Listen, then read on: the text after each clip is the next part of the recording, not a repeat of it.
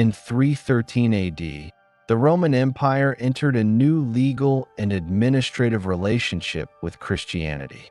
This change did not occur through a single surviving legal document bearing an official title, but through a series of imperial decisions and letters issued by Constantine I in the west and Licinius in the east following their meeting in Milan. These measures ended state-sponsored persecution, restored confiscated Christian property, and granted Christians the right to assemble openly. Christianity was no longer treated as an illicit association. It became a lawful religion operating within the framework of Roman law. Legal recognition did not create institutional unity. In 313 AD, Christianity was not a centralized organization with a uniform system of governance or doctrine. Authority was exercised locally by bishops, each responsible for a city and its surrounding territory. Relationships between bishops were maintained through correspondence, informal influence, and occasional regional synods. There was no permanent, empire-wide mechanism for resolving disputes that crossed provincial boundaries.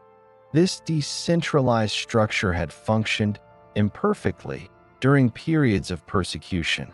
When Christianity lacked legal standing, disputes rarely drew sustained attention from imperial authorities. Legalization altered this situation gradually over the following decade. Churches now owned property openly, received donations, and operated public buildings. Bishops increasingly acted as representatives of their communities in legal and civic matters. Internal conflict within a Christian community could disrupt urban order and draw the attention of governors and magistrates. By the early 4th century, several cities contained Christian populations large enough to matter politically. Alexandria, Antioch, Carthage, Rome, and other major urban centers supported multiple congregations, clergy, and charitable institutions.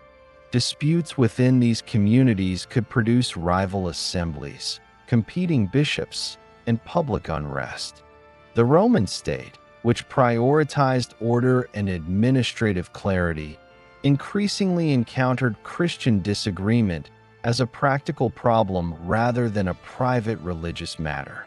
Constantine's rise to power shaped how these issues were addressed. After defeating Maxentius at the Battle of the Milvian Bridge in 312 AD, Constantine became ruler of the western half of the empire. In the east, Licinius remained in power. During this period of divided rule, Constantine adopted policies favorable to Christianity, granting privileges to the clergy, supporting church construction, and corresponding directly with bishops. These actions did not impose theological uniformity, but they increased the visibility and political significance of the church. One of the earliest tests of imperial involvement in Christian affairs occurred in North Africa. Beginning around 311 AD, a dispute later known as the Donatist controversy divided Christian communities over the legitimacy of bishops who had cooperated with Roman authorities during earlier persecutions. Competing groups appealed to Constantine for judgment. In response, he convened councils at Rome in 313 AD and Alls in 314 AD. These councils were limited in scope and addressed a specific regional issue, but they established an important precedent. The emperor could summon bishops to adjudicate internal Christian disputes, and imperial authority could enforce the outcome. The Donatist controversy also revealed the limits of imperial intervention. Despite multiple councils and imperial rulings, the dispute persisted for decades. Constantine discovered that issuing judgments did not guarantee compliance, and that theological or ecclesiastical disagreement could resist administrative solutions. This experience demonstrated both the utility and the inadequacy of ad hoc intervention. As Christianity continued to expand, bishops communicated frequently across regions through letters and synods. Doctrinal disagreements that arose in one city could spread rapidly through these networks. Without a central authority empowered to impose resolution, disputes often escalated rather than subsided. The problem was structural. The Church had grown beyond the institutional tools available to manage disagreement. In Roman political culture, unity was not an abstract ideal. The empire depended on hierarchy, obedience, and clear lines of authority. Civil administration was organized through provinces, dioceses, and prefectures. Military command followed strict chains of command. From an imperial perspective, a legally recognized institution operating across the empire without a reliable mechanism for maintaining internal agreement presented a challenge. This concern became more acute after 324 AD. In that year, Constantine defeated Licinius at Adrianople and Chrysopolis, becoming the sole ruler of the Roman Empire. For the first time in over a decade, the empire was governed by a single Augustus. Constantine now faced the task of managing religious affairs across the entire imperial territory, not just half of it. With sole authority came broader responsibility. Christian disputes could no longer be treated as regional disturbances confined to a particular province. A conflict in Egypt or Syria could now affect imperial stability as a whole. Bishops increasingly appealed directly to the emperor, bypassing local mechanisms. Imperial correspondence with church leaders expanded accordingly. By this stage, Christianity had become materially and symbolically connected to imperial power. Churches benefited from tax exemptions and legal protections. Clergy were granted privileges under Roman law.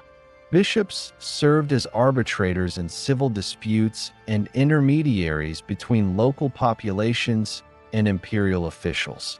The state had invested resources and legitimacy in the church, and division within it threatened that investment. Constantine's surviving letters reveal a consistent preference for agreement and order. He did not initially approach theological disputes as matters requiring precise doctrinal definition. Instead, he treated disagreement itself as a problem to be eliminated. His language emphasizes harmony, concord, and the avoidance of public conflict. At the same time, his actions show a willingness to apply pressure when persuasion failed. By the early 320s, Constantine received reports of a theological dispute in the eastern provinces that differed in scale and character from earlier controversies. Unlike the Donatist conflict, which was geographically concentrated, this new dispute involved major episcopal centers and spread through multiple regions. Local synods failed to contain it. Appeals to tradition and scripture did not produce agreement. At first, Constantine attempted mediation. He sent letters urging moderation and reconciliation, instructing bishops to resolve their differences without public escalation. These efforts reflected his earlier approach to ecclesiastical conflict. They did not succeed. The dispute continued to widen, and factions hardened. The failure of mediation exposed a fundamental weakness in the post-313 Christian institution. There was no universally recognized authority capable of resolving doctrinal disagreement across the empire. Regional councils lacked jurisdiction beyond their immediate areas. Personal influence and correspondence proved insufficient. The church had become an empire-wide institution without an empire-wide decision-making mechanism. For Constantine, This was no longer a marginal religious issue. A divided church undermined the image of a unified empire restored after years of civil war. Public disagreement among bishops contradicted the emperor's broader program of stability and consolidation. Unity within Christianity became an administrative necessity rather than a theological aspiration. By 324 AD, the logic of convening a general council had taken shape. If regional mechanisms failed, a gathering of bishops from across the empire might succeed. If persuasion failed, imperial authority could enforce the outcome. Such a council would not arise spontaneously from ecclesiastical custom. It would be organized, funded, and supervised by the Roman state, using established administrative practices. This decision marked a shift in the relationship between church and empire. The state would no longer limit itself to legal tolerance or occasional intervention. It would actively organize a process for resolving doctrinal disputes on an empire-wide scale. The problem facing Constantine was not whether Christianity should exist within the empire, but whether it could function as a unified institution compatible with imperial governance. The circumstances that led to the First Council of Nicaea were therefore specific and cumulative. Legalization created visibility. Expansion created scale. Imperial patronage created entanglement. Political consolidation created urgency. By the time Constantine considered summoning a general council, the issue was no longer avoidable. The council that would meet in 325 AD did not arise from abstract theological debate alone. It was the administrative response to a structural problem confronting a unified empire and a rapidly expanding church.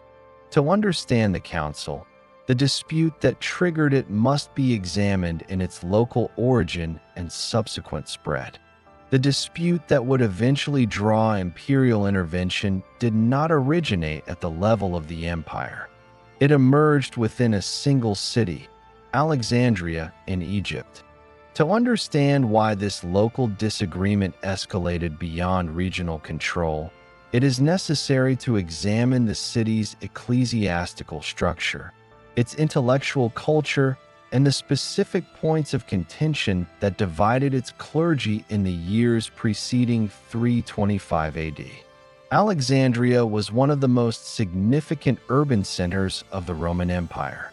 As a major port city, it connected Egypt's agricultural wealth to Mediterranean trade routes. Administratively, Egypt held a unique position within the empire, governed directly by an imperial prefect rather than a senatorial proconsul. Socially and intellectually, Alexandria had long been a center of philosophical study, textual scholarship, and religious debate. Jewish, pagan, and Christian traditions coexisted, often in tension. By the early 4th century, the Christian community in Alexandria was large, influential, and institutionally complex. The Bishop of Alexandria exercised authority not only over the city itself, but also over the surrounding regions of Egypt and Libya. This authority extended through a network of clergy, including presbyters and deacons assigned to urban congregations. Unlike in some other regions, Alexandrian bishops traditionally exercised strong, centralized oversight over their clergy. The dispute that emerged around 316 to 320 AD involved two figures operating within this structure. Arius, a presbyter attached to the church district of Bacchus, and Alexander, the bishop of Alexandria. Arius was not an outsider or marginal figure. He was a trained cleric, educated in theological traditions associated with earlier teachers in the Eastern Mediterranean. His position as a presbyter placed him under episcopal authority, but also gave him responsibility for teaching and preaching to a local congregation. The precise origin of the dispute cannot be dated with certainty. The surviving evidence comes primarily from later sources, many of which are polemical in nature. Chief among these is Athanasius of Alexandria, who wrote extensively against Arius after the controversy had escalated. Other information is preserved indirectly through letters, fragments, and later ecclesiastical historians. What can be reconstructed with reasonable confidence is the substance of the disagreement and the manner in which it spread. At the center of the dispute was the relationship between God the Father and the Son. Arius taught that the Son, while preeminent among created beings, was not co-eternal with the Father. According to Arius' formulation, the Son came into existence by the will of God and therefore did not share the same eternal status as the Father. This position emphasized the uniqueness and absolute transcendence of God. Alexander rejected this teaching. He maintained that the Son was eternally begotten of the Father and therefore not a created being. For Alexander, Arius' position undermined the nature of salvation and the continuity of Christian teaching as it had been received and transmitted. The disagreement was not over terminology alone, but over the fundamental relationship between God and Christ. It is important to note what the dispute was not.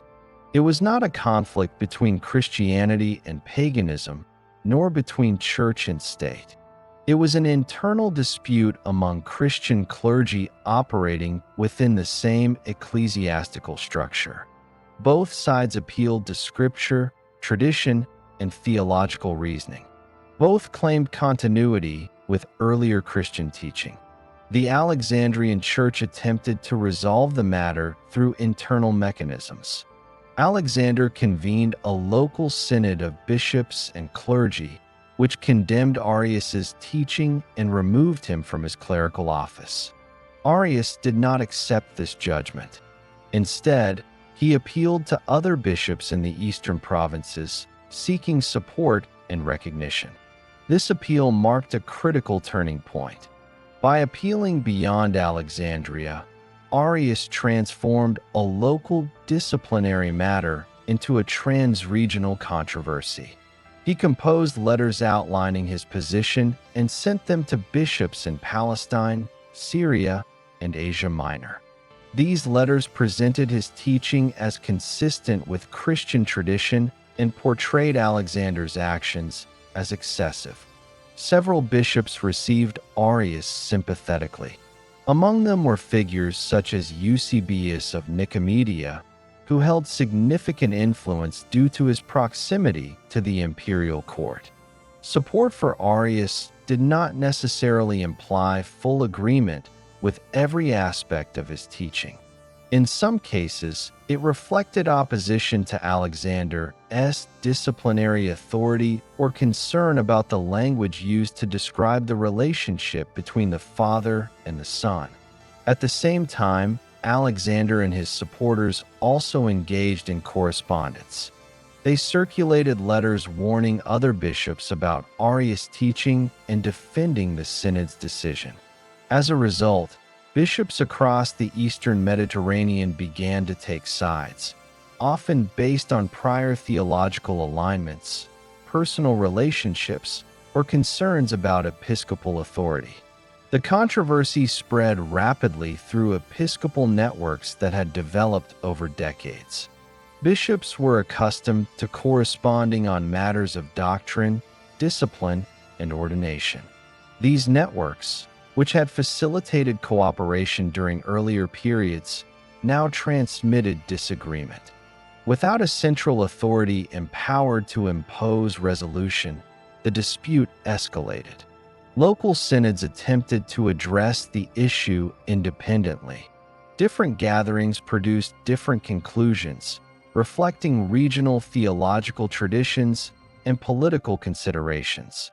Instead of resolving the matter, these synods multiplied conflicting judgments. The same teaching could be condemned in one region and tolerated or defended in another. As the dispute widened, it began to affect public order in Alexandria itself. Competing groups within the Christian population aligned themselves with different clergy. Preaching and counter-preaching occurred in public spaces. While detailed accounts of street violence are exaggerated in later sources, it is clear that the controversy disrupted the cohesion of the Christian community and attracted the attention of civic authorities. The Alexandrian prefect, responsible for maintaining order in the city, could not ignore prolonged unrest connected to a legally recognized religious institution. Although the Roman state did not adjudicate theological correctness, it was concerned with stability. Persistent division among Christians in a major city posed administrative challenges. By the early 320s, the Alexandrian dispute had moved beyond the capacity of local leadership to contain it.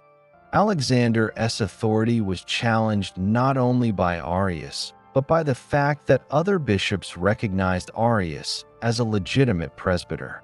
Conversely, bishops who supported Alexander regarded Arius' continued activity as a threat to doctrinal integrity.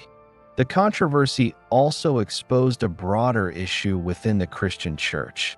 There was no agreed-upon language capable of resolving disagreements about the relationship between the Father and the Son. Scriptural texts were interpreted differently by different parties. Appeals to tradition produced competing claims. The absence of standardized doctrinal formulations allowed disagreement to persist. This lack of doctrinal standardization was not accidental.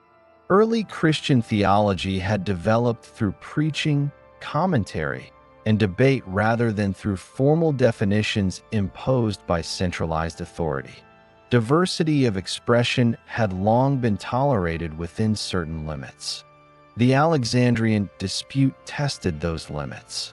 As bishops took positions, alliances formed that crossed provincial boundaries. Support for Arius was particularly strong in parts of the Eastern Empire where concerns about preserving the uniqueness of God had long shaped theological language.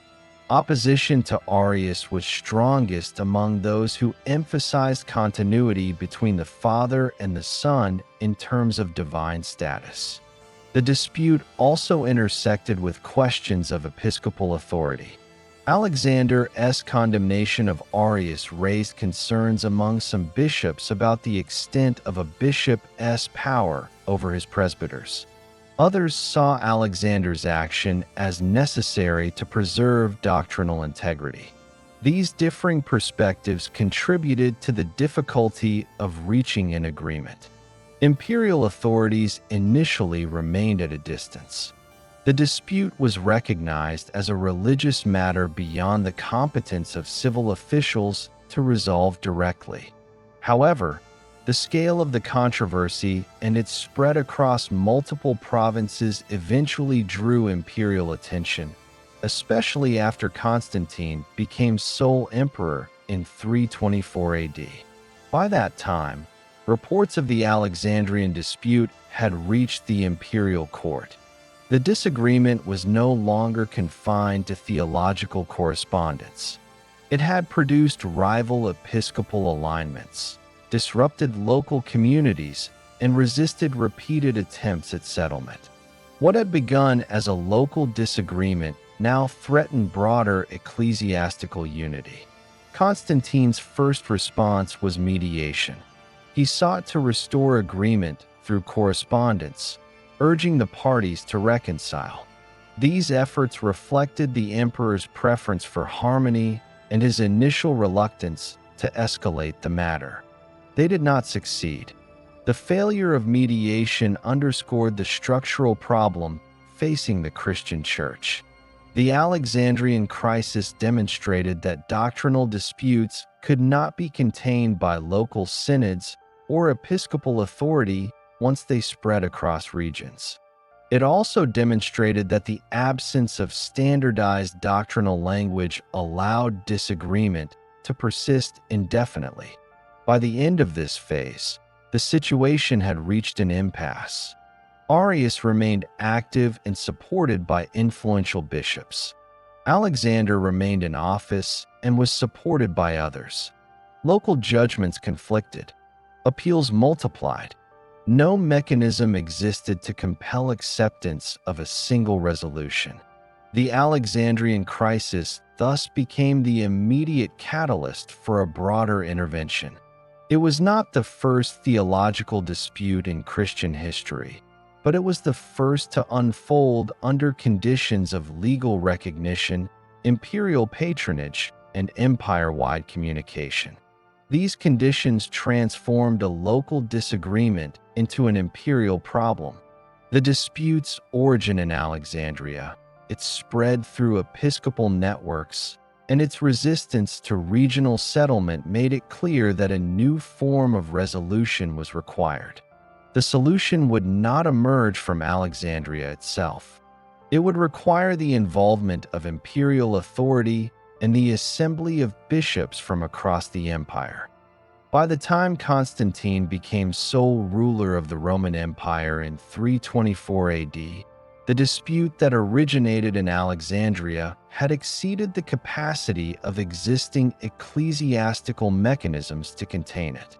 Reports reaching the imperial court described not a single disagreement, but a network of competing judgments issued by bishops in different regions, each claiming legitimacy. What had begun as a local disciplinary action now affected multiple provinces and involved several of the most influential episcopal sees of the Eastern Empire. Constantine's first approach followed patterns he had already employed in earlier ecclesiastical conflicts. He attempted mediation through correspondence rather than immediate coercion. Surviving accounts describe letters sent to the principal parties, urging restraint, reconciliation, and the avoidance of public controversy. The language of these communications emphasized concord and unity, reflecting the emperor's administrative priorities rather than engagement with theological detail. This strategy failed. The Alexandrian controversy did not diminish. Arius continued to receive support from bishops outside Egypt, while Alexander and his allies maintained their condemnation. Local synods produced conflicting outcomes, and appeals multiplied. The same teaching could be tolerated in one province and rejected in another. No regional council possessed authority beyond its immediate jurisdiction, and no bishop could compel compliance outside his own territory. From the imperial perspective, this situation posed several problems. First, it undermined the appearance of order within a legally recognized and increasingly privileged institution. Second, it created uncertainty for provincial officials, who lacked guidance on how to respond when rival Christian groups claimed legitimacy. Third, it threatened Constantine's broader program of consolidation following decades of civil war. The Roman state was accustomed to resolving disputes through hierarchical decision-making. Appeals moved upward through defined channels until a final authority rendered judgment. The Christian Church, as it existed in the early 4th century, lacked such a structure. Constantine's earlier experiences, particularly with the Donatist controversy, had demonstrated that limited councils and regional judgments could not guarantee lasting resolution. By late 324 AD, Constantine adopted a different approach. Rather than relying on correspondence or regional synods, he decided to convene a general council of bishops drawn from across the empire. This decision marked a significant development in the relationship between imperial authority and ecclesiastical governance. While councils had met before, none had been summoned on this scale or under such direct imperial sponsorship. The choice to convene a council was administrative in character. Constantine sought a definitive, public resolution that could be enforced uniformly. A gathering of bishops representing multiple provinces would carry greater authority than local senates. Imperial involvement would ensure participation, logistical support, and enforcement of the outcome. The emperor's role in this process was neither accidental nor passive. He initiated the council, determined its scope, selected its location, and provided the resources necessary for its operation. This was consistent with Roman administrative practice, in which the state organized assemblies to address matters of public importance. What was new was the application of this practice to Christian doctrinal disagreement. The selection of Nicaea in Bithynia as the council's location reflected practical considerations. Nicaea lay in the eastern part of the empire, where the controversy was most intense. It was accessible by established road networks and close to Nicomedia, an imperial residence frequently used by Constantine. The city offered sufficient accommodation and security for a large assembly. Imperial letters were dispatched summoning bishops to attend. While the precise wording of these invitations does not survive in full, later accounts indicate that participation was expected rather than optional. Travel expenses and lodging were provided at imperial cost, removing financial barriers that might have limited attendance. This level of logistical support was unprecedented for a Christian council. The scope of the summons was broad but not unlimited. Bishops from across the eastern provinces were expected to attend. Western participation was more limited, reflecting both distance and the lesser involvement of Western churches in the immediate controversy. The Bishop of Rome did not attend in person, sending presbyters as representatives instead. This arrangement reflected customary practice rather than exclusion. The decision to summon bishops from multiple regions had important implications. It transformed a theological dispute into a matter of public policy. Attendance at the council placed bishops within an imperial framework, where their deliberations occurred under the authority and oversight of the emperor. The council would not be an informal theological discussion. It would be a formal assembly with consequences.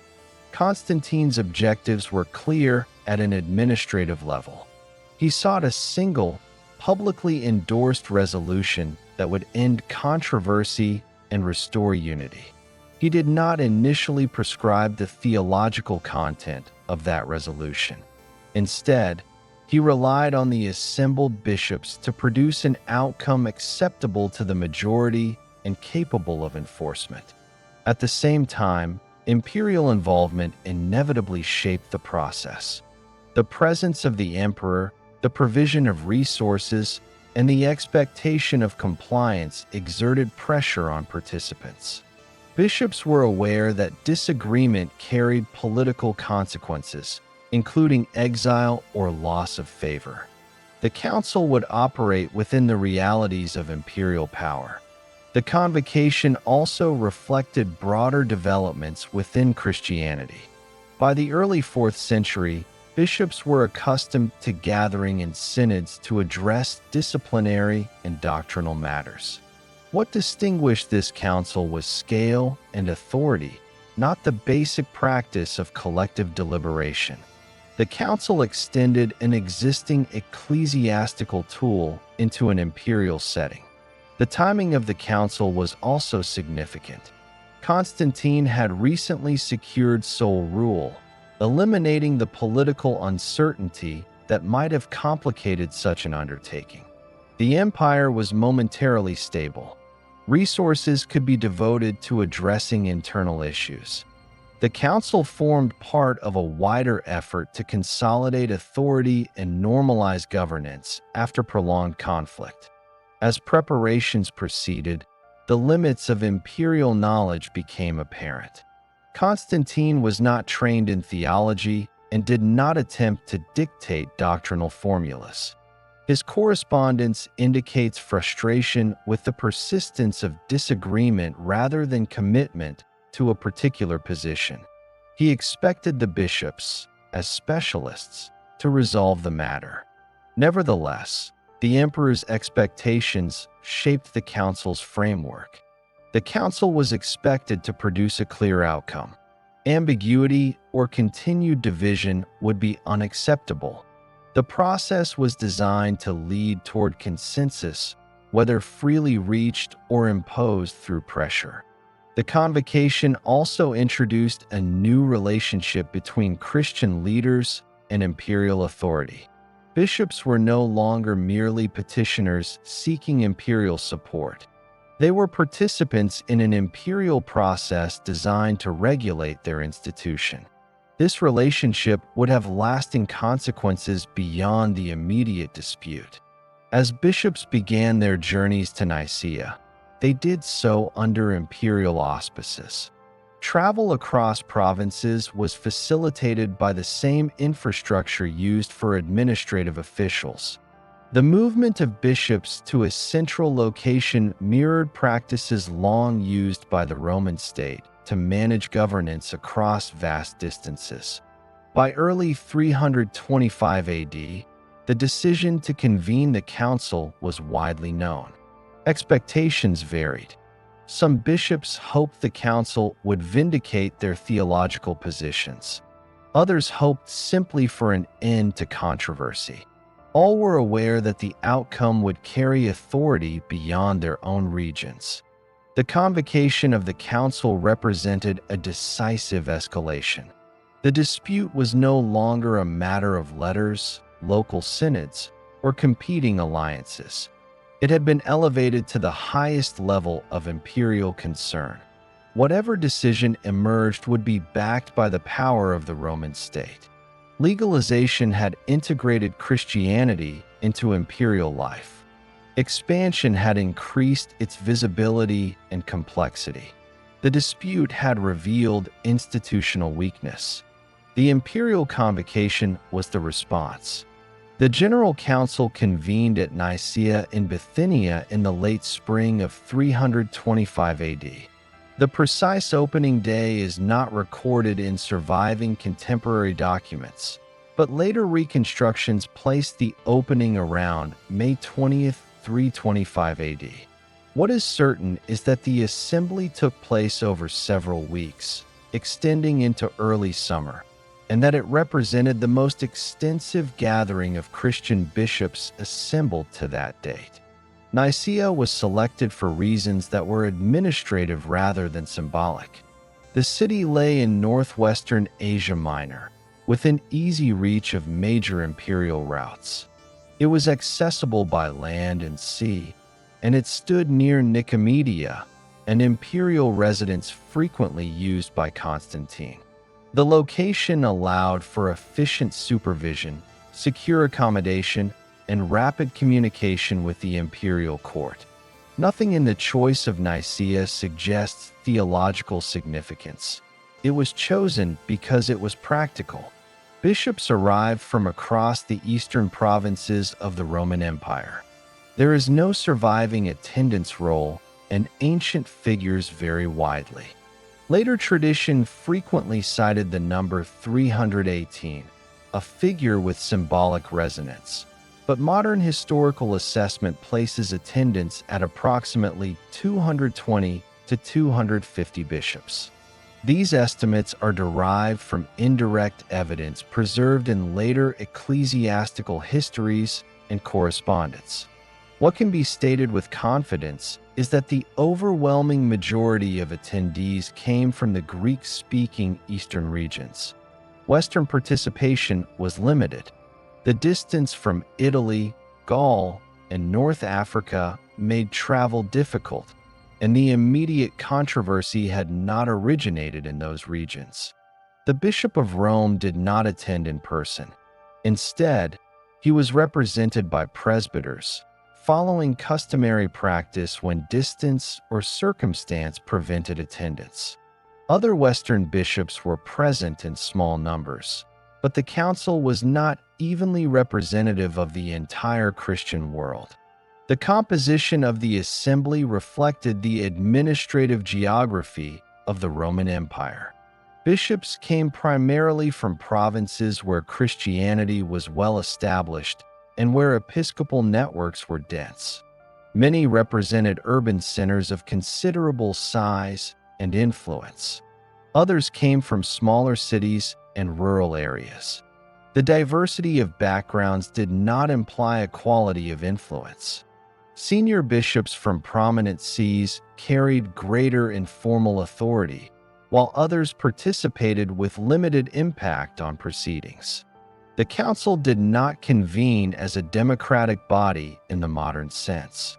Voting procedures, where they existed, were informal and not systematically recorded. Decisions emerged through debate, consensus building, and, at times, pressure. Authority derived from a combination of episcopal status, theological reputation, and imperial backing. The council functioned within late Roman expectations of hierarchy rather than modern parliamentary procedure. Constantine's presence at the council reinforced its imperial character. Contemporary sources describe the emperor entering the assembly ceremonially, dressed in imperial attire, and addressing the bishops. His role was not that of a theologian or presiding bishop. He did not conduct debates or draft doctrinal statements. Instead, he acted as convener, guarantor of order, and ultimate enforcer of decisions. The emperor's address emphasized unity and concord. He urged the bishops to resolve their disagreements peacefully and to present a united front. His language framed theological division as a threat to harmony rather than as an abstract intellectual problem. While the exact wording of his speech survives only in later paraphrases, its emphasis on agreement and stability is consistent across sources. Despite Constantine's presence, the council was not controlled directly by imperial officials. Debates were conducted among the bishops themselves. Clergy and theological advisors accompanied some bishops, but participation was limited to those with recognized ecclesiastical authority. Lay attendance did not play a role in deliberations. The council was an episcopal assembly operating under imperial oversight. The bishops assembled brought with them differing theological traditions shaped by regional history and prior debates. Some came from areas where theological speculation about the nature of Christ had been common. Others came from regions where such matters had received less attention. These differences contributed to the difficulty of reaching an agreement. The absence of a shared doctrinal vocabulary became apparent early in the proceedings. Bishops used similar scriptural texts but interpreted them differently. Terms that seemed clear to some were unacceptable to others. The council did not begin with a fixed agenda or pre-written creed. Its initial task was to address the immediate controversy that had prompted its convocation. The physical setting of the council is not described in detail in surviving sources. Later accounts mention a large hall capable of accommodating the assembly. What matters historically is not the architecture, but the fact of assembly itself. Bishops from multiple provinces gathered in one place under imperial authority to deliberate on doctrine and discipline. The presence of bishops who had suffered during earlier persecutions added to the symbolic weight of the gathering. Some attendees bore physical marks of punishment inflicted under previous emperors. Their participation underscored the rapid transformation of Christianity's status within the empire.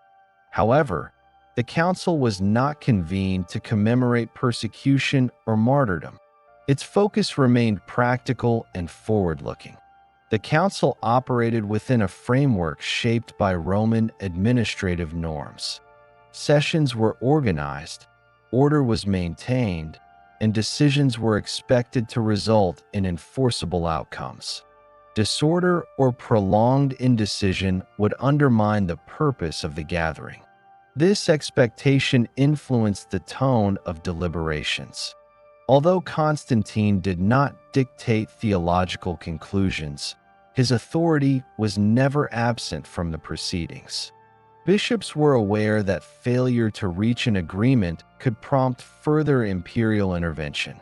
The possibility of exile or loss of imperial favor was implicit, even if not immediately applied. The council's authority rested on the understanding that its decisions would be backed by state power. The bishops present did not all arrive with the same objectives. Some sought the condemnation of Arius and the affirmation of their own theological formulations. Others hoped for a compromise that would preserve broader agreement. A minority sought to limit episcopal overreach or to protect traditional language from what they viewed as innovation. These differing aims shaped alliances and debates. Despite these differences, the council shared a common premise: that doctrinal disagreement on the matter at hand could no longer be tolerated as an open question. The act of assembling signaled a collective commitment to resolution. Even those wary of imperial involvement accepted that the issue required a definitive settlement. The early phase of the council was therefore characterized by orientation rather than decision. Bishops established lines of discussion, identified points of disagreement, and tested the boundaries of acceptable language. The absence of a shared starting point prolonged this process. The authority of prominent bishops played a significant role during these initial stages. Figures associated with major sees or known for theological learning exerted influence through argument rather than formal position. Reputation and prior correspondence shaped how contributions were received. The council also had to manage the presence of Arius himself. Accounts differ regarding the extent of his participation, but it is clear that his teaching was examined and assessed in his presence or through presentation by supporters. The controversy was not treated abstractly. It was addressed in relation to specific teachings attributed to Arius. As discussions progressed, it became increasingly clear that existing scriptural formulations would not suffice to produce consensus. Bishops repeatedly returned to the same texts without resolving disagreement. This realization would shape the council's later decisions. By the end of this initial phase, the nature of the challenge was evident. The council was not merely choosing between two positions. It was confronting the absence of a shared doctrinal language capable of excluding one position without alienating a substantial portion of the assembly. The composition, setting, and dynamics of the assembly thus framed what followed. The council was large, diverse, and operating under imperial expectation. Its members were committed to resolution but divided over means. The pressure to conclude was real, but agreement was not immediate. The council had assembled. The debate had begun. The question now was how a body structured for consensus would resolve a dispute that had resisted every prior attempt at settlement. Once the bishops were assembled at Nicaea, the council moved from orientation to substantive deliberation. The issue before them was specific, though its implications were broad. How to articulate the relationship between God the Father and the Son in a way that could command acceptance across the assembled churches and exclude the teaching associated with Arius. The debate did not begin from a position of shared language.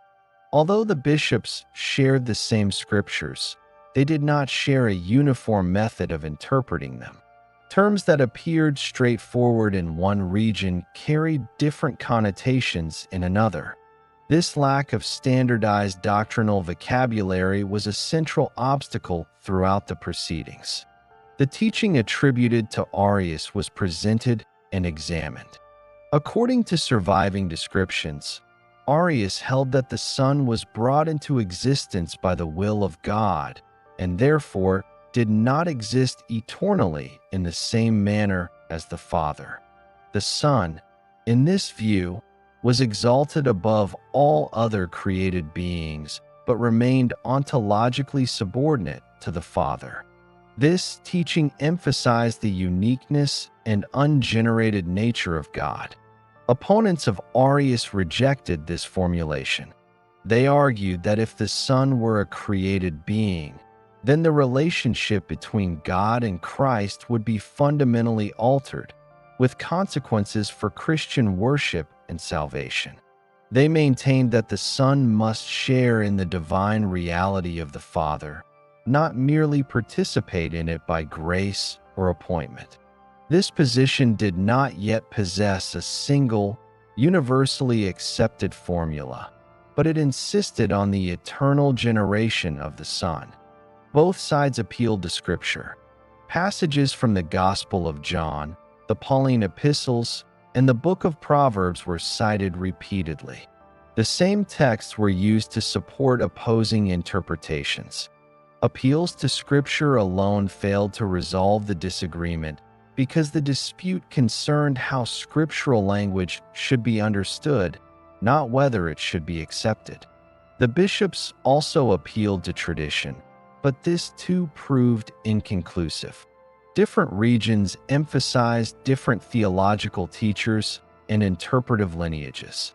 What counted as received teaching in one area was regarded as insufficient or ambiguous in another.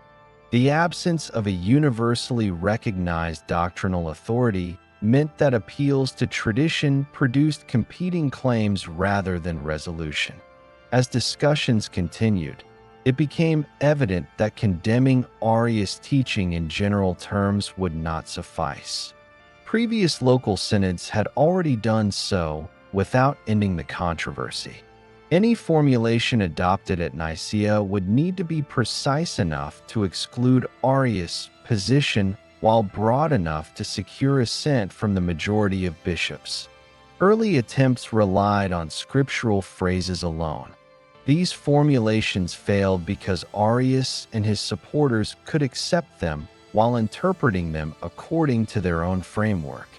Language drawn directly from Scripture proved too flexible to function as a boundary marker. This impasse led to the consideration of non-scriptural terminology. The introduction of philosophical language into doctrinal formulation was not unprecedented, but it was controversial.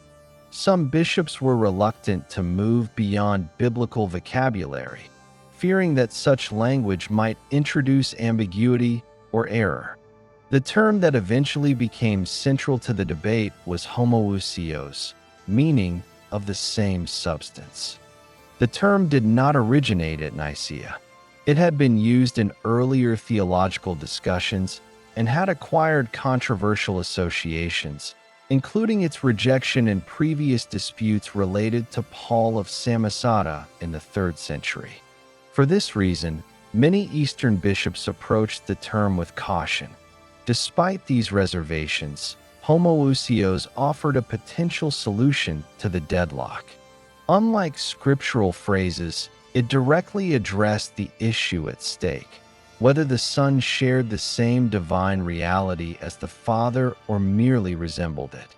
By affirming that the Son was of the same substance as the Father, the term excluded the possibility that the Son was a created being.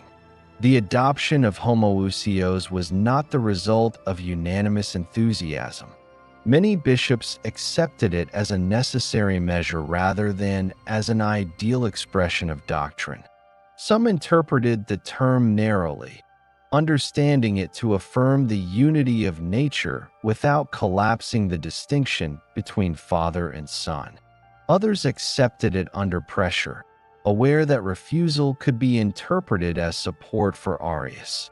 Imperial influence was present throughout this process. Constantine did not propose theological arguments, but he supported the search for a clear and enforceable formula.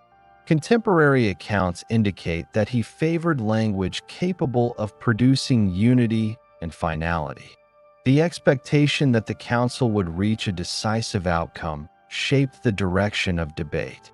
Opposition to homoousios did not disappear immediately. Some bishops objected that the term was unscriptural.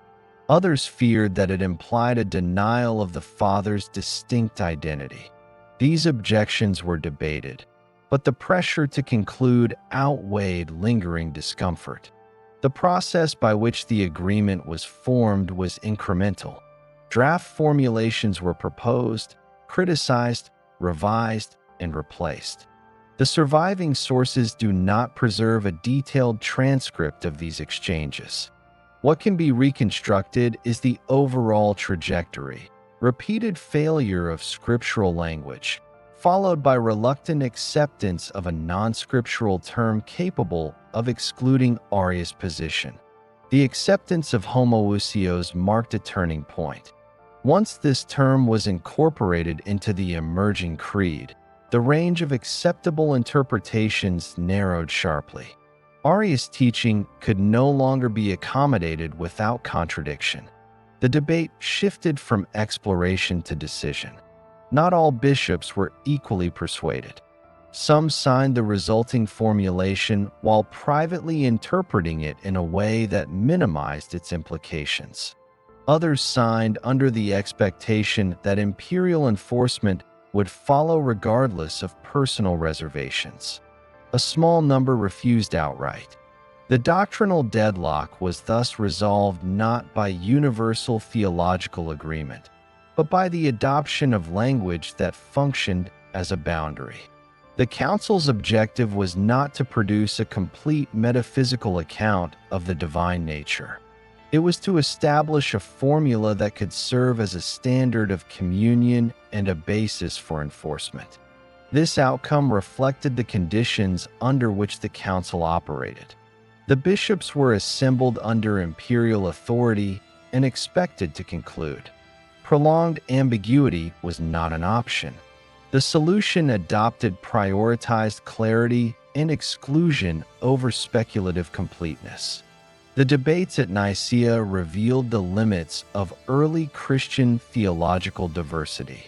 Practices and expressions that had coexisted under conditions of decentralization became untenable once imperial unity was at stake. The council did not invent disagreement.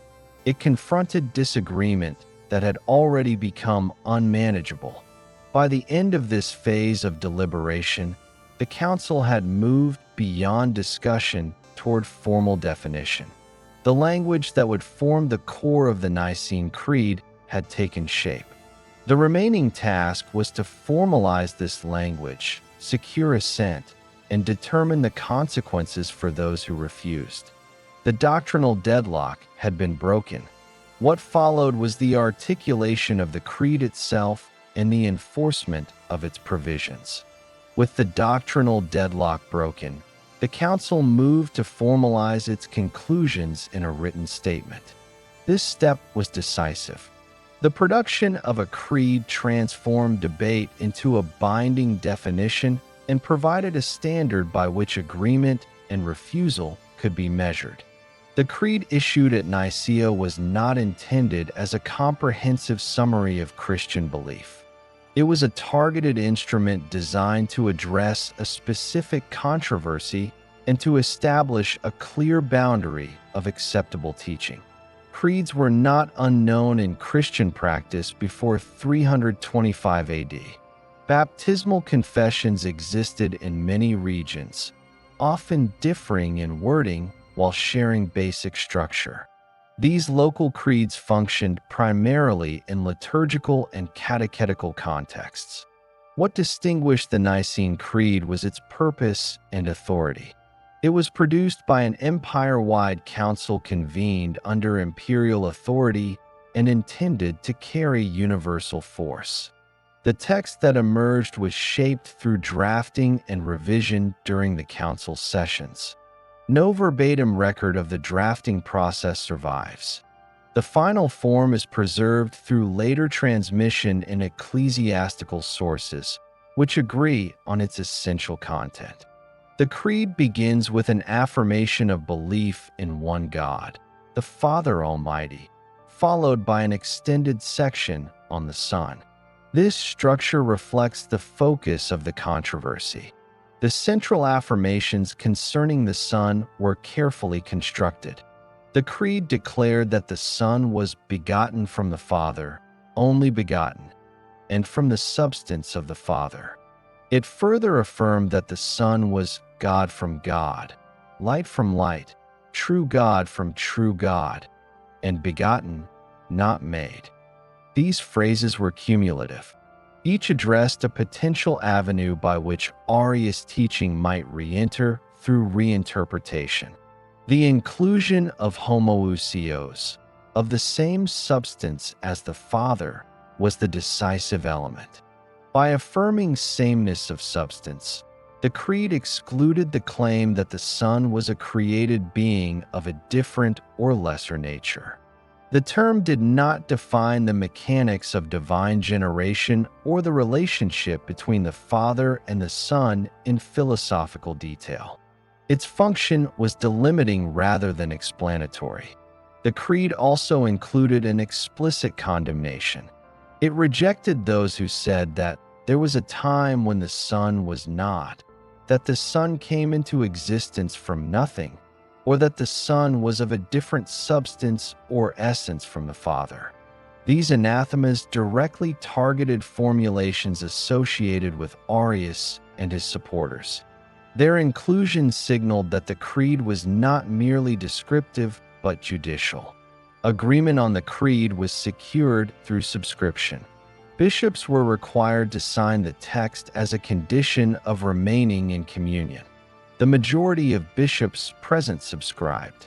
A small number refused, either because they rejected the use of homoousios or because they remained committed to Arius' teaching. These refusals were treated as acts of dissent rather than acceptable diversity. Arius himself was among those condemned. He was not a bishop and therefore did not subscribe to the Creed. His teaching was judged incompatible with the council's definition, and he was subjected to imperial penalties. Alongside Arius, a limited number of bishops who refused to sign were also condemned and removed from their sees. Imperial enforcement followed immediately. Constantine ordered the exile of Arius and dissenting bishops to remote locations within the empire. He also ordered the burning of Arius' writings, treating them as instruments of division. These actions demonstrate that the authority of the Creed did not rest solely on ecclesiastical consensus, but on the backing of the Roman state. It is important to note the character of the subscription. While many bishops agreed with the Creed's content, others accepted it with reservation. The surviving evidence indicates that some bishops interpreted homoousios in a minimal sense, understanding it as affirming unity of will or function rather than metaphysical identity. Such interpretations allowed reluctant signatories to comply without abandoning their prior theological frameworks. This ambiguity was not accidental. The Creed's language was precise enough to exclude Arius' position, but flexible enough to secure broad assent. The council prioritized unity and enforceability over exhaustive definition. The result was a text capable of functioning as a standard without resolving all underlying theological questions. The Creed issued at Nicaea must be distinguished from later creedal formulations. The version produced in 325 AD did not include clauses concerning the Holy Spirit beyond a brief affirmation of belief. It did not address later Christological controversies concerning the nature of Christ's humanity. Those developments belong to subsequent decades and councils. The authority of the Nicene Creed in 325 AD was immediate but not absolute. Its acceptance was secured under conditions of imperial pressure, and its interpretation remained contested. Nonetheless, the Creed represented a new stage in Christian doctrinal history. For the first time, a council convened by imperial authority had produced a binding theological definition intended to apply across the empire. The issuance of the Creed altered the dynamics of the controversy. Disagreement was no longer framed as a debate among bishops, but as resistance to an established standard. The question shifted from which formulation is correct to will this formulation be accepted? This shift had significant consequences for those involved. Athanasius, who attended the council as a deacon and assistant to Bishop Alexander, did not play a formal role in drafting the Creed. However, he later emerged as one of its most forceful defenders and interpreters. His writings, composed in the years following the council, became central to how the Creed was understood and remembered. This later influence must be distinguished from the council's immediate proceedings. The condemnation of Arius and the issuance of the Creed did not end controversy. They marked the conclusion of the council's doctrinal phase, not the resolution of all disputes. The mechanisms that had produced the Creed, imperial pressure, episcopal compromise, and juridical condemnation would shape subsequent developments. The Nicene Creed of 325 AD thus functioned as both a doctrinal statement and an administrative tool. It defined the boundaries of acceptable teaching and provided a basis for enforcement. Its authority derived from the combination of episcopal assent and imperial power. With the Creed issued and dissenters condemned, the council turned to other matters requiring decision. These included questions of discipline, administration, and uniform practice across the churches. The work of the council was not yet complete. With the Creed completed and its doctrinal boundaries established, the council turned to a set of matters that were administrative rather than theological. These decisions were recorded as canons, formal rulings intended to regulate church life and standardize practice across regions. In total, the council issued 20 canons. Together, they reveal the council's broader purpose, not only to define doctrine, but to impose order on a rapidly expanding institution operating within an imperial framework. The canons addressed issues that had accumulated over decades of uneven development. Christianity had grown under conditions of persecution, tolerance, and legalization without a unified administrative system. Practices varied widely from region to region. The council did not attempt to eliminate all variation, but it sought to resolve areas where inconsistency produced conflict or undermined episcopal authority. Several canons focused on clerical discipline. One of the earliest addressed the issue of self-castration, prohibiting men who had mutilated themselves from being ordained. This ruling reflected concerns about extreme ascetic practices that had emerged in certain regions. The canon did not condemn asceticism as such, but it established limits on behaviors deemed incompatible with clerical office. Other canons regulated the conduct of clergy in relation to women. Bishops, presbyters, and deacons were forbidden from living with women who were not close relatives. This measure was intended to prevent scandal and accusations of impropriety. It reflected the increasing public visibility of clergy following legalization and the expectation that clerical behavior should conform to standards acceptable within Roman society. The council also addressed ordination practices. One canon required that bishops be appointed by multiple bishops from the same province, with confirmation by the metropolitan bishop. This provision aimed to prevent irregular ordinations carried out without regional consent. It strengthened hierarchical oversight and reduced the likelihood of rival claimants to episcopal office. Related to this was the regulation of clergy who transferred between cities. Clergy were prohibited from moving from one church to another without proper authorization. This rule sought to curb opportunistic movement and to reinforce the stability of local church leadership. It also protected episcopal authority by preventing clergy from bypassing their bishops. Several canons dealt with the reconciliation of Christians who had lapsed during persecutions. Although the most severe persecutions had ended years earlier, their consequences remained unresolved in some communities. The council established guidelines for the readmission of those who had denied the faith under pressure, balancing penitential discipline with the desire for unity. These rulings reflected ongoing efforts to manage the legacy of persecution without reopening older conflicts. The canons also addressed disputes over jurisdiction. One canon affirmed the authority of bishops within their established territories, discouraging interference by outsiders.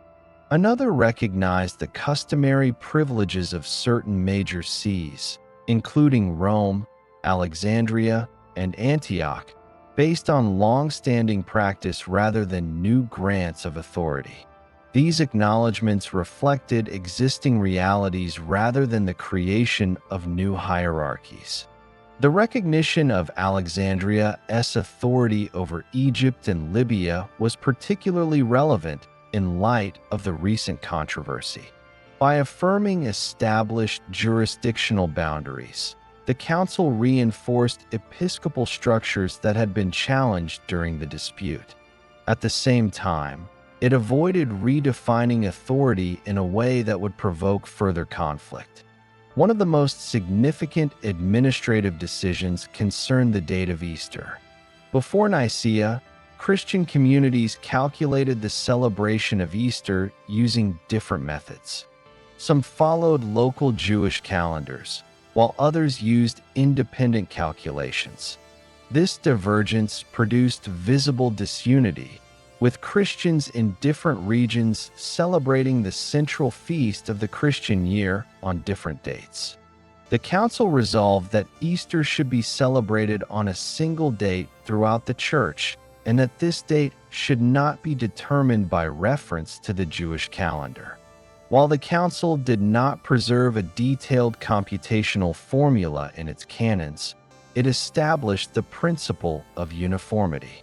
Subsequent implementation relied on Alexandrian astronomical expertise, reflecting the city's established role in calendrical calculation. This decision was administrative rather than theological. It did not redefine the meaning of Easter, but it imposed coordination. Uniform observance reinforced the sense of a single, empire-wide church operating according to shared rhythms.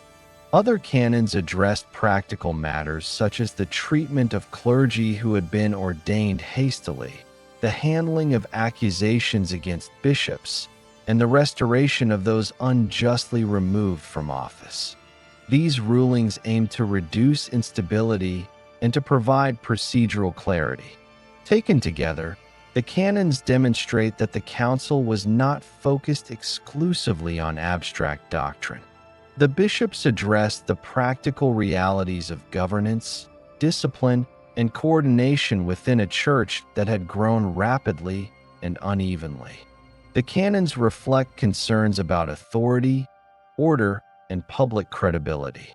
Imperial authority underpinned these administrative measures. Although the canons were ecclesiastical rulings, their enforcement depended on recognition by the state. Constantine's support ensured that episcopal decisions carried weight beyond voluntary compliance. This partnership between ecclesiastical regulation and imperial power marked a new stage in church administration. The canons also reveal the limits of the council's ambition. They did not attempt to create a comprehensive legal code or to resolve every regional variation. Instead, they targeted areas where inconsistency threatened unity or discipline. The council balanced respect for established custom with the need for standardization. The administrative work of the council complemented its doctrinal decisions. The creed defined the boundaries of belief. The canons defined the structures through which that belief would be maintained. Together, they formed a framework intended to stabilize the church within the imperial order. With doctrine defined and administrative measures adopted, the council had completed its formal agenda. What remained was the implementation of its decisions and the management of their consequences. The council's authority would now be tested not in debate, but in practice. The conclusion of the council did not end the controversy it sought to resolve. With the Nicene Creed issued and the canons adopted, the focus shifted from deliberation to enforcement. This phase revealed the limits of conciliar authority when applied across a diverse empire and demonstrated how doctrinal decisions depended on sustained imperial support to remain effective. Immediately following the council, Constantine acted to implement its decisions. Bishops who had refused to subscribe to the creed were removed from office and exiled to distant regions of the empire. Arius, as the principal figure associated with the condemned teaching, was also exiled. His writings were ordered to be destroyed. These measures were administrative and coercive rather than theological. They reflected the emperor's expectation that the council's outcome would be treated as binding. Imperial enforcement gave the Nicene settlement initial stability. Bishops who had signed the creed remained in office, and those who had resisted were temporarily neutralized. From the perspective of the imperial administration, the issue appeared settled. The council had produced a decision, dissenters had been punished, and unity had been restored in formal terms. This stability did not last. Within a few years, the political and ecclesiastical landscape began to shift. Several bishops who had supported the Nicene definition found themselves isolated or vulnerable, while others who had been associated with Arius regained influence. These changes were not the result of a single reversal, but of a gradual realignment shaped by personal relationships, regional alliances, and imperial policy. A key factor in this process was the ambiguity inherent in the creed's language. While homoousios excluded Arius' original formulation, it did not impose a single, detailed interpretation of the relationship between the Father and the Son. Bishops who had accepted the term with reservations could emphasize its minimal implications. This allowed for the reemergence of theological positions that differed from the intent of the council while remaining technically within its wording. Imperial policy also evolved. Constantine's primary concern remained unity rather than doctrinal precision. As reports reached him of continued division, he showed increasing willingness to reconsider earlier measures if doing so appeared likely to restore peace. This approach led to the gradual rehabilitation of figures previously condemned. Arius himself was recalled from exile after submitting a statement of faith that avoided the language condemned at Nicaea while refraining from explicit affirmation of homoousios. This recall did not represent an endorsement of his original teaching, but it signaled a shift in imperial priorities. Reconciliation was again treated as preferable to exclusion. At the same time, bishops who defended the Nicene definition without qualification faced growing opposition. Athanasius, who who had succeeded Alexander as Bishop of Alexandria in 328 AD, became a central figure in these conflicts.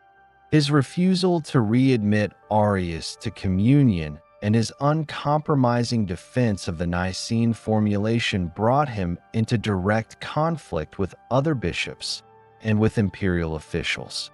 Athanasius' position illustrates the new dynamics created by the council. The Nicene Creed provided a standard, but its enforcement depended on local bishops. When bishops interpreted their obligations differently, conflict followed. Athanasius was accused by his opponents of various administrative and disciplinary offenses. These accusations were adjudicated in a series of regional councils convened during the 330s. Several of these councils resulted in Athanasius' deposition and exile. These actions were carried out under imperial authority and justified on procedural grounds, but they were closely connected to theological disagreement. Athanasius' removal demonstrates that subscription to the Nicene Creed did not guarantee protection and that imperial enforcement could be redirected against its defenders. The pattern repeated elsewhere. Bishops were deposed, reinstated, and deposed again as alliances shifted. Councils convened in different regions issued conflicting judgments. The unity achieved at Nicaea proved difficult to sustain in practice. The council's authority was invoked by competing parties to justify opposing actions. Throughout this period, the Nicene Creed remained an official reference point. It was not formally revoked or replaced during Constantine's lifetime. However, its interpretation was contested, and its application varied by region. The distinction between acceptance of the Creed's wording and acceptance of its intended meaning became increasingly significant. Imperial involvement continued to shape outcomes. Constantine intervened repeatedly, issuing orders, recalling exiles, and convening additional councils. His interventions were pragmatic rather than systematic. He responded to crises as they arose, seeking to suppress unrest and restore order rather than to enforce a consistent theological program. By the mid-330s, the controversy had produced a fragmented landscape. Some regions adhered closely to the Nicene formulation. Others favored alternative expressions that avoided homoousios while rejecting Arius' original claims. Still others remained divided internally. The council's decision had not eliminated disagreement. It had redefined its terms. The death of Constantine in 337 AD marked the end of this initial enforcement phase. At the time of his death, the empire was divided among his sons, each of whom adopted different policies toward ecclesiastical disputes. The coherence of imperial enforcement weakened as authority was dispersed. The period from 325 to 337 AD thus demonstrates the limits of conciliar resolution when sustained support is lacking.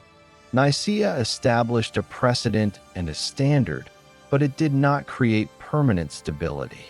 The enforcement of its decisions depended on imperial power, and changes in that power altered outcomes. This phase also reveals the transformation of theological disagreement into an administrative process. Doctrinal positions were no longer debated solely in terms of argument and persuasion. They were adjudicated through councils, exiles, and imperial decrees. Acceptance or rejection carried tangible consequences. The prolonged contestation following Nicaea does not negate the council's significance. Instead, it clarifies its nature. The council did not resolve all disagreements. It created a framework within which disagreement would now be managed. That framework relied on the interaction between ecclesiastical authority and imperial power. By the end of Constantine's reign, The Nicene settlement remained contested but authoritative. It had not produced uniform agreement, but it had altered the landscape of Christian doctrine and governance. Disagreement would continue, but it would do so within structures shaped by the council. The council's legacy, therefore, cannot be measured solely by immediate outcomes. It must be understood through the processes it initiated and the conflicts it exposed. The events between 325 and 337 AD reveal how doctrinal decisions were enforced, challenged, and reinterpreted within an imperial system. With the council concluded and its immediate enforcement underway, it is necessary to establish clear historical boundaries around what the First Council of Nicaea did and did not accomplish. This clarification is not corrective rhetoric, but a historical method. Over subsequent centuries, the council accrued meanings and authorities that exceed what the surviving evidence supports. Distinguishing the council's actual scope from later attribution is essential to understanding its place in history. The First Council of Nicaea was convened in 325 AD to address a specific doctrinal dispute that had escalated beyond regional control. Its primary function was adjudicative, not creative. It did not invent Christianity, establish a new religion, or attempt to systematize Christian theology in its entirety. It responded to an existing controversy under particular imperial and institutional conditions.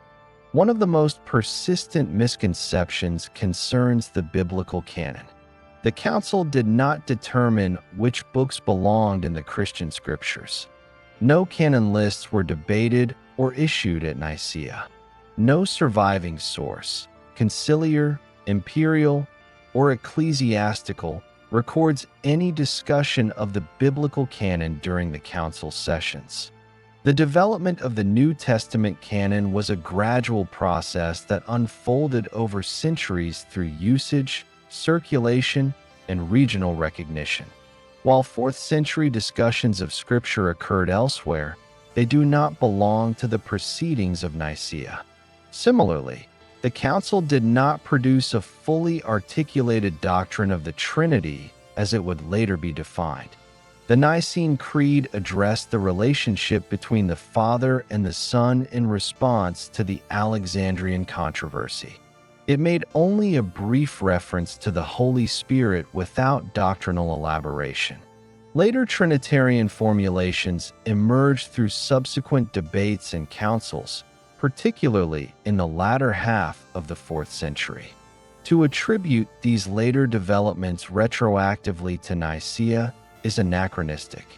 The council also did not establish papal supremacy or universal jurisdiction for any episcopal see. The canons recognized customary privileges associated with certain major sees based on long-standing practice, not new grants of authority. Rome's status at Nicaea reflected its historical prominence within the Western Church, not a juridical claim to universal governance. The Bishop of Rome did not attend the council, and no canon assigns him a unique role in doctrinal adjudication. Nicaea did not function as a democratic assembly in the modern sense, nor did it operate as an independent ecclesiastical parliament. Its authority derived from a combination of episcopal assent and imperial enforcement. The council's decisions were binding because they were recognized by the emperor and implemented through state power. This relationship between church and empire was central to the council's effectiveness and also to its limitations. The council did not resolve all theological disagreements. As demonstrated in the years following 325 AD, its doctrinal settlement was contested, reinterpreted, and unevenly enforced. The persistence of controversy does not indicate failure. It reflects the conditions under which the council operated, a decentralized church integrated into an imperial system that prioritized unity over doctrinal precision. Nicaea's historical significance lies less in the finality of its conclusions than in the precedent it established. It demonstrated that doctrinal disputes within Christianity could be addressed through empire-wide councils convened by imperial authority. It established creed formulation as a tool for defining orthodoxy and for distinguishing acceptable teaching from exclusion. It integrated ecclesiastical decision-making into Roman administrative practice. The council also altered the position of bishops within the imperial order. Bishops emerged as participants in state-sponsored deliberation, subject to imperial enforcement, but also empowered by imperial recognition. This dual role, ecclesiastical leaders operating within an imperial framework, would shape Christian governance for centuries. The limits of Nicaea are as important as its innovations.